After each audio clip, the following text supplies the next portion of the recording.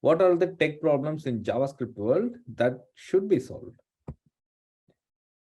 So I'm not gonna list like the minute problems, but I have created categories of the tech problems that we need to solve when we are working as a JavaScript developer. Also, please keep in mind these problems doesn't limit yourself just for the front end. This is generally JavaScript problem. It doesn't matter whether you write JavaScript for React Native or whether you write it for the server or whether you write it for an desktop app using Electron or VR, AR. Doesn't matter where you do it. These are the common problems no matter where you do the JavaScript coding. So hence, we'll start with the problems. My most favorite problem or the most um, fancy problem I will say is performance. Yeah, performance doesn't mean um, just your bundle size or just your how you handle your assets alone. It also involves your API response time and all the things, etc., etc. So generally, anything related to performance comes under performance problem. And of course, this is the basic thing which you need to solve first in any application, because except this performance problem and maybe a bit of usability problem, all the other problems are developer oriented or the company oriented. But performance and usability problems are the problems which will directly affect the users, the end users. So if your app is not performing well or if it's not usable, this is going to affect your customers, and this is going to affect your business, and this is going to affect your product. Remaining all the things are just going to affect your developers, your company, your speed of development, and additional things. So always, for me, the first problem I want to solve, no matter what the application is or what is the type of application it is, the first problem I try to solve is performance. And code splitting. Code splitting can be of two types. One, code splitting is how you manage your code or how you organize your code in your repository or in your project. The second type of code splitting is how you split your code and serve it to your end users. So both comes under code splitting, of course, but then both serves different purposes. For example, the first code splitting, say for example, I have seen files where they had 5,000 lines, one single React component, and this single React component will have like 5,000 lines of code, and nobody uses or nobody understands what the component really does except the person who built it, and the person who built it left the company like 5 years before. So people, when they don't understand what they see or what they work on, how do you think they will do something better? And nobody has the guts to even migrate it, because nobody knows what will break where and it always remains as a legacy component. And if you have to migrate it, you need to stop all the developer performance, all the other development activities, put entire energy into it, migrate this 5,000 lines of code, split it into multiple files, and then do a rigorous testing, because you don't know what will break where, because you don't know what this component does. To avoid all this, we do code splitting. My personal preference is somewhere between 150 to 200 lines of code, and that's the maximum. The lesser, the better. However, I will still not be convinced in creating just for 2 lines, creating a new file and then importing it. I'm not so much convinced in that. I have seen people who just create a new file, give it a fancy name, and then they create a component which have only a div and a title inside. I wouldn't split the code there, and I wouldn't do things. I mean, I wouldn't do things there. So code splitting is of two types. The first one is on how we organize the code, split the code, and make it more maintainable and readable mainly. And second thing is how we deliver it for the people, how we deliver it for the users, how we split our bundles into. So end of the day, all your JavaScript code is being bundled. So how are you going to split your bundle into, say, vendor bundles or the user bundles, and how you are going to further split the user bundle into multiple chunks, smaller piece of bundle, say like home page bundle, search page bundle, login page bundle, sign up page bundle. So these are the calls you need to take while code splitting. Usability. So I would have spoken of, I'm not a UX designer to talk a lot about usability, but the major focus, okay, I'm not blaming all the designers here. If there are some designers, don't get offended, but then sometimes designers can be very creative. They make beautiful designs, but they miss the part of usability. I wouldn't blame them because they are not the tech guys. They don't know how tech works under the hood. They just imagine things. They just feel themselves as a user, and they always design for the ideal world. That means designers make designs for a perfect world. Many designers don't think about edge cases because we can't expect them to know the edge cases which we will know. They can't know latencies or bandwidths. They can't know API failure rates, or they can't know the third-party API's reliability. All they know is things should work as it should, and it should look as beautiful it is, and it should have this animation, this type of views, and all the things. However, okay, making beautiful animations and all, and low performance code is different thing, but usability, for example, horizontal scroll, that can be beautiful design. In InVision, it will be so beautiful to scroll and see things horizontally. But imagine having a horizontal scroll in your mobile devices. If you don't touch that particular place correctly and scroll, if you touch a little above or little below, it will take you to the previous page when you scroll, because that's how mobile browsers work. So technically, a horizontal scroll in a mobile device is like a suicide. You may lose your user. Somebody who is interested in your product, who is just scrolling and trying to know what it is, and just hitting trying to scroll and going back to Google search page, he might not come back to your page. He might go to another page.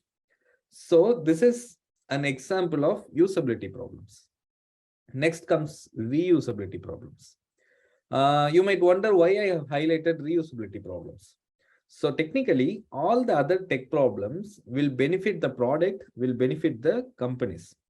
But when you solve the reusability problem, it will also benefit you as a person, as a developer, as an employee, and as a good developer. It will get you a brand name. I'll talk about how reusability problem will help you in those aspects when we go to the next session on how to solve it. But generally, what is reusability problem? For example, now most of us work in multiple teams. We are not working in teams of like 2-3 developers where we work on the same feature, same code. No, we work in multiple teams. We work on multiple features. And if it's a big company, people work on multiple components. I mean, one team will be responsible just for one component. So we work on different levels of organization structures. And when you see in those structures, there'll be a lot of work being redone. You might have done a logic to do something, maybe just as simple as checking a platform, whether, say, if you are using a same code base for your apps and for your web, and if you are going to create a common logic, you will have to write a code to check whether this code is going to run in Node.js, or it's going to run in browser, or it's going to run in iOS, or it's going to run in Android. You need to know which platform it's going to run, and you will write a code to figure out which platform it's going to run. However, a colleague of you who works in another team might also face the same issue, and he will end up writing the same code again. And this is okay. I wouldn't say this is wrong, because you don't know that both of you are facing the same issue. However, if you have a strategy, or if you have a idea of making the code reusable, you can discuss with other teams and maybe make it reusable, because this will solve a lot of issues, not just in building it, just because most people misunderstand the concept of reusability only with the building time.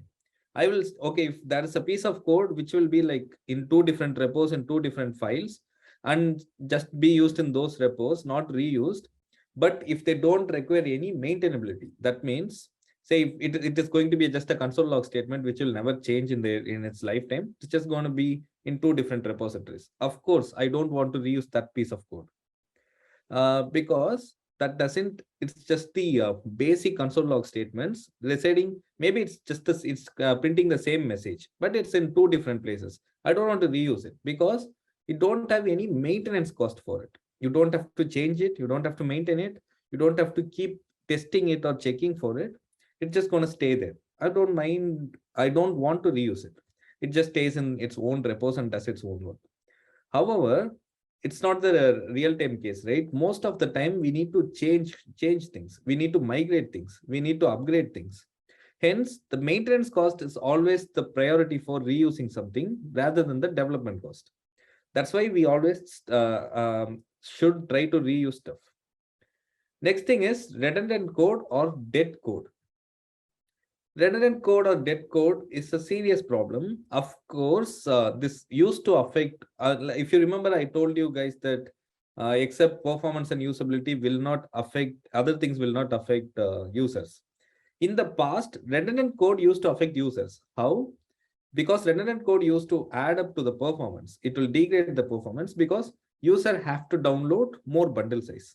He will have to download maybe like 500 KB extra, and he is not going to use that 500 KB of dead code.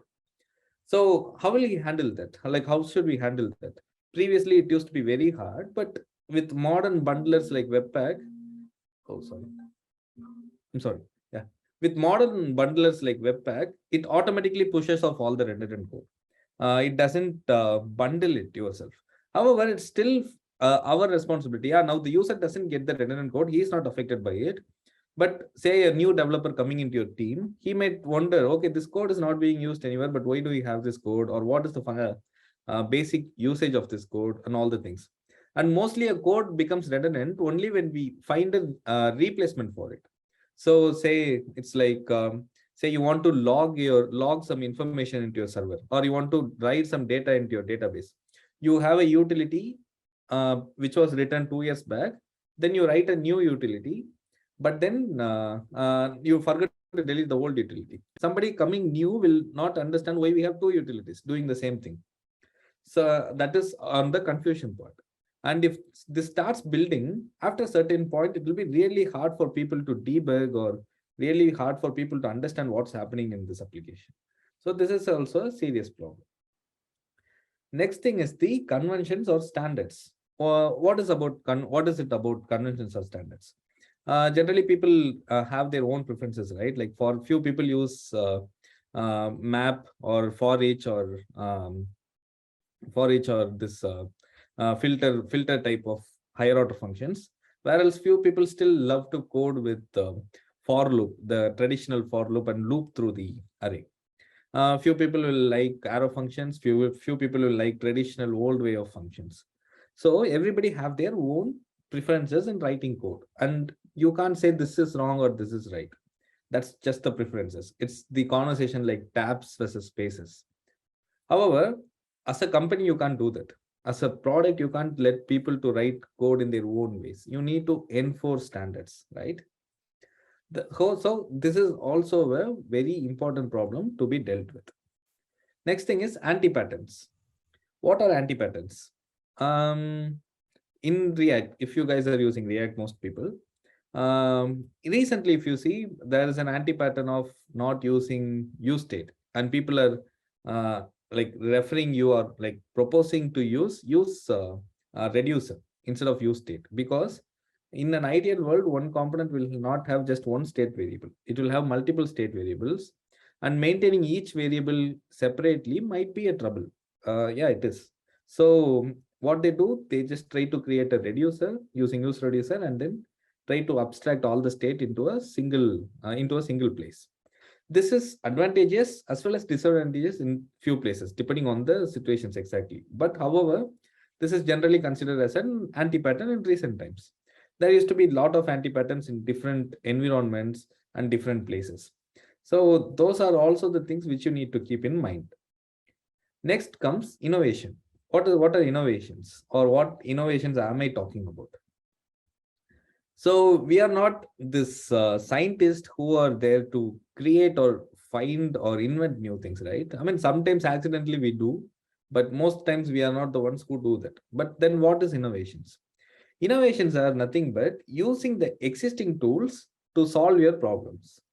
For example, you might know a tool very well. It is built for certain purpose, but then you have a problem.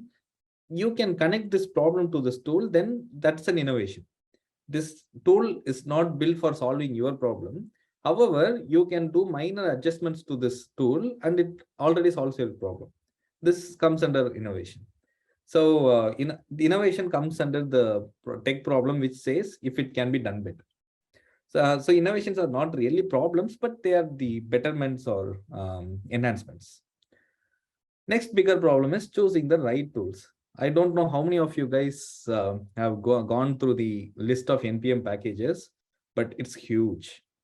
Our JavaScript community is like really huge, and we have a lot of tools to explore and use. If you just go and search like React table component, there will be like 10 tables appearing. But choosing the right tool is very important for your performance. There can be like security leaks in few tools. Now, few tools might go unmaintained.